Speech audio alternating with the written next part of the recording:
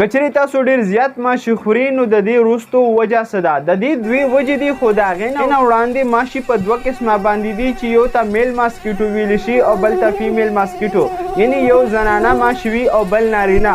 او کله هم چې انسان ماشي خوري نو زنانه چې کوم فیمیل ماسکیټو دی زیاتر هغه انسان خوري. وجې د دې نه چې هغه ته د خوراک ضرورت ستاسو د وجود نه نه وي، بلکې یو پروټین دی چې هغه ستاسو د وجود نه حاصلوي. دې دپاره چې زنانه په وجود کې کمې انډ وي، د هغو د صحت بهتروالي دپاره ستاسو د وجود نه هغه پروټین حاصلوي.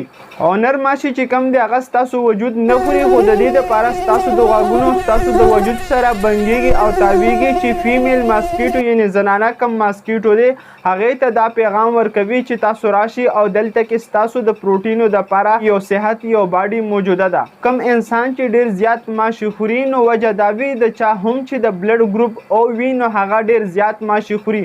او دویم دا خبره د چا د وجود نه چې کاربن ډای اکساید ګیس ورته ویلی شي هغه خارجیږي، یعنې کومه هوا چې تاسو د خولې په ذریعه او نور وجود په ذریعه خارجوي هغې د وجې نه کم فیمیل کم زنانه مسکیټو دی مچر دی هغه راځي او تاسو خوري.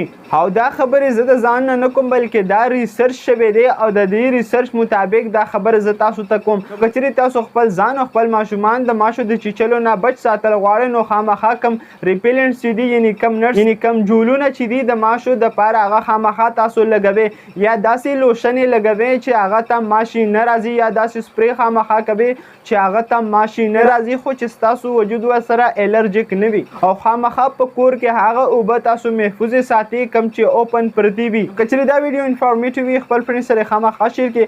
همدغه شان میډیکل انفارمیشن دپاره زموږ سره اوسئ. شکریه، الله حافظ.